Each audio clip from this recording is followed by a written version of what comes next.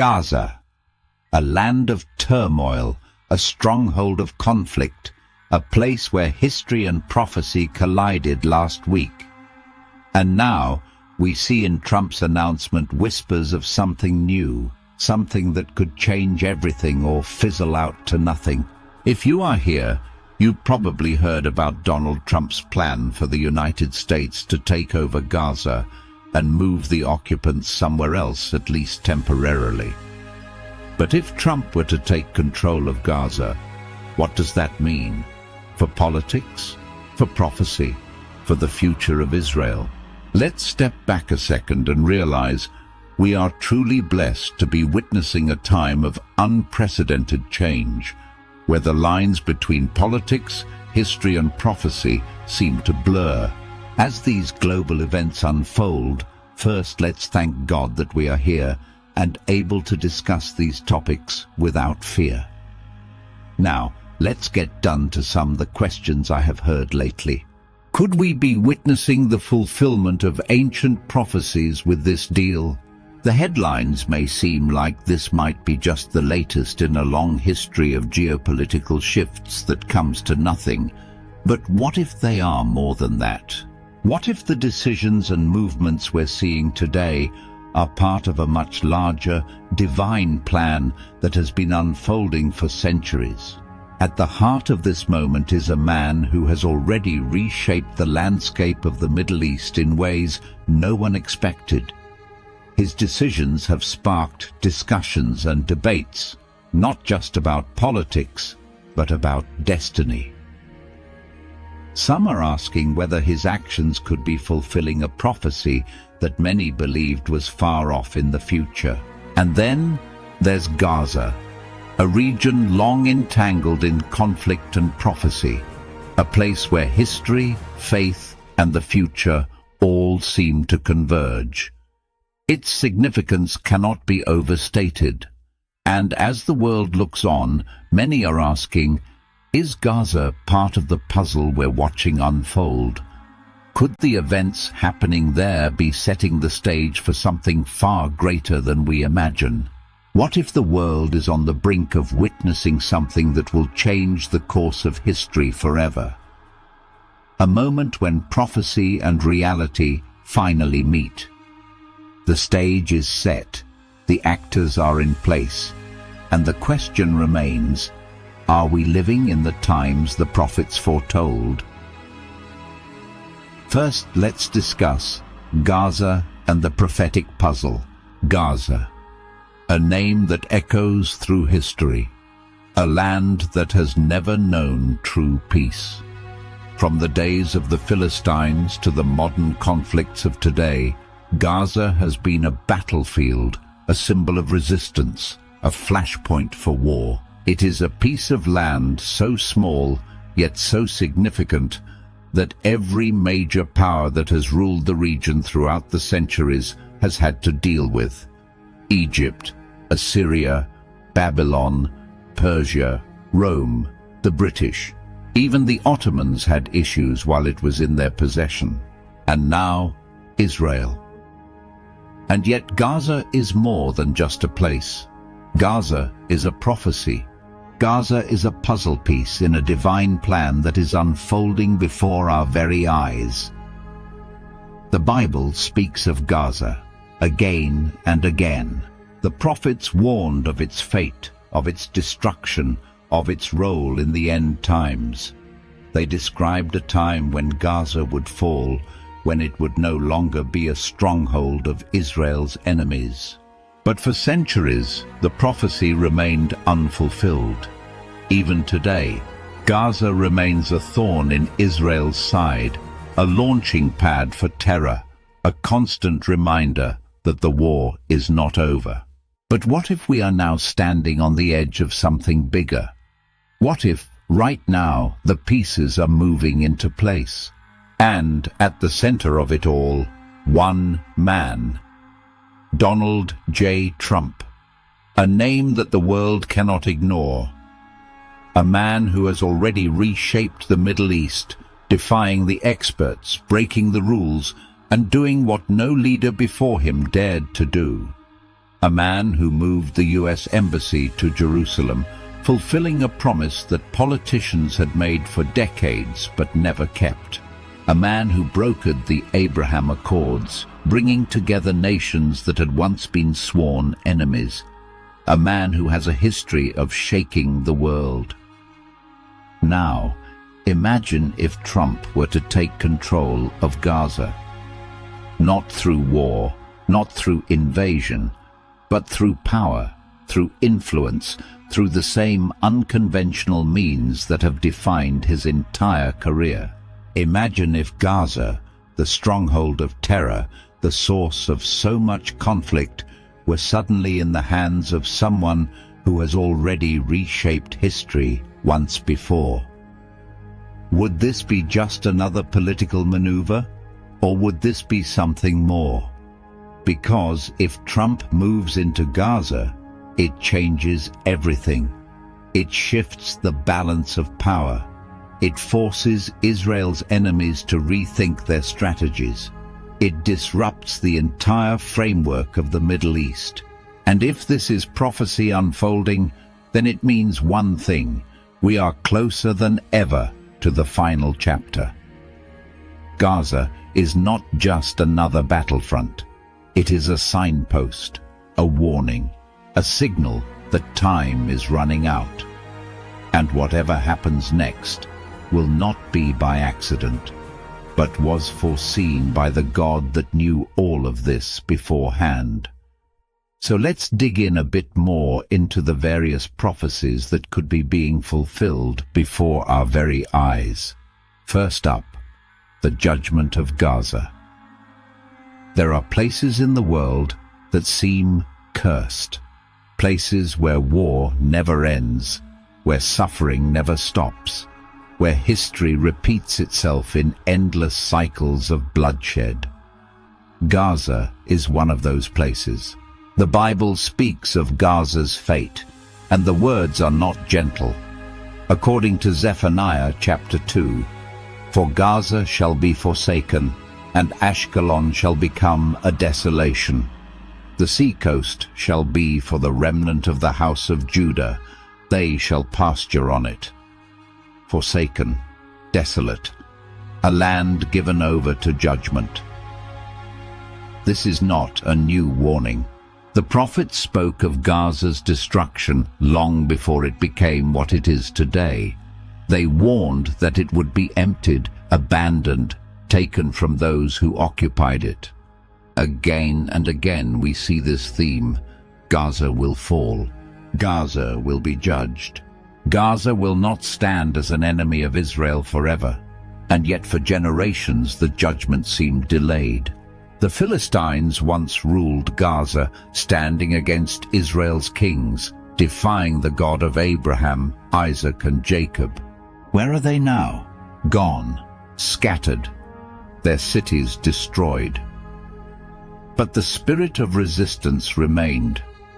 Gaza has always been a place where Israel's enemies gathered. Whether it was the Philistines, the Egyptians, or the Assyrians, whether it was Rome, the Ottomans, or the British, Gaza has been a refuge for those who stood against God's chosen people. And today, it is no different. Hamas controls Gaza now, a government of terror bent on Israel's destruction. They launch rockets. They dig tunnels. They teach hatred to the next generation. And yet the prophecy stands. Gaza shall be forsaken. So how does this happen?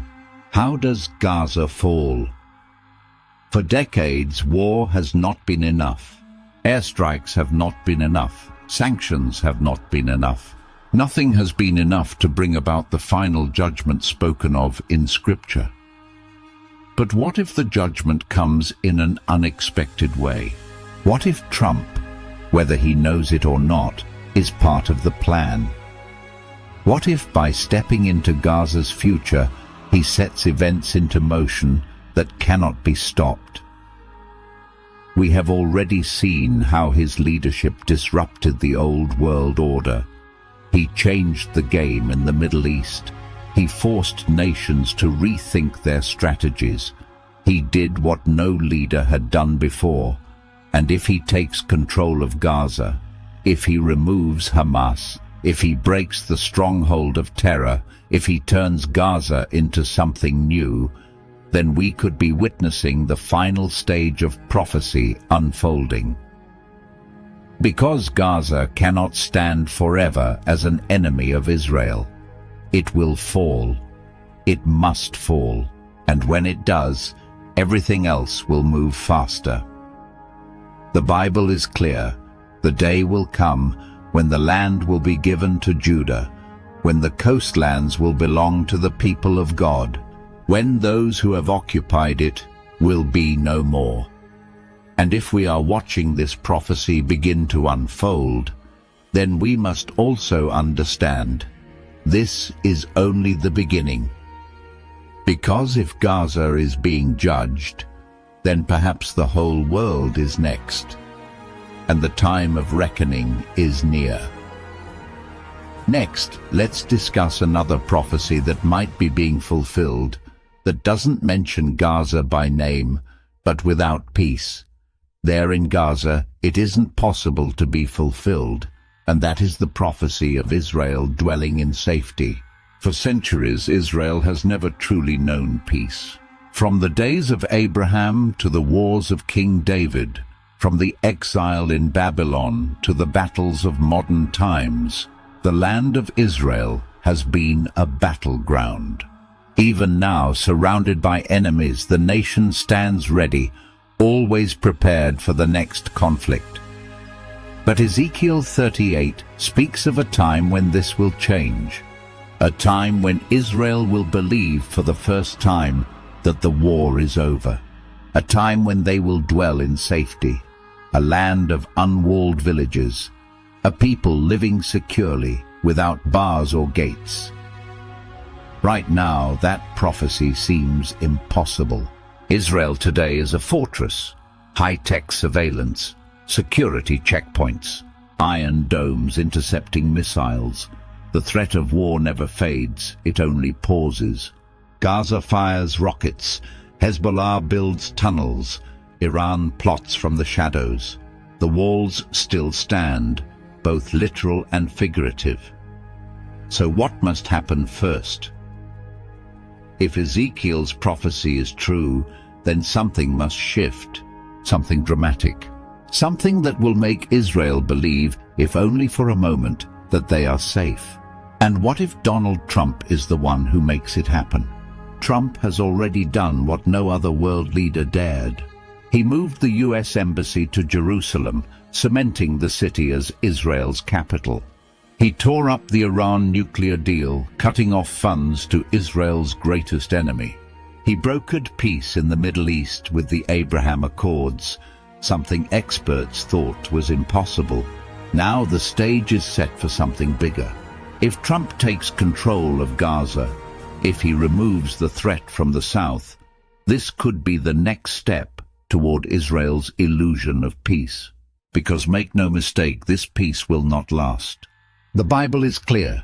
It will be a fragile peace, a deceptive peace, a peace that lulls Israel into a false sense of security. Because the moment Israel lets down its guard, the moment the walls no longer seem necessary, the moment they finally believe that war is behind them, that is when the storm will come. The world will celebrate. Leaders will shake hands. There will be talk of a new era. And for a short time, it will look as if the conflict is finally over.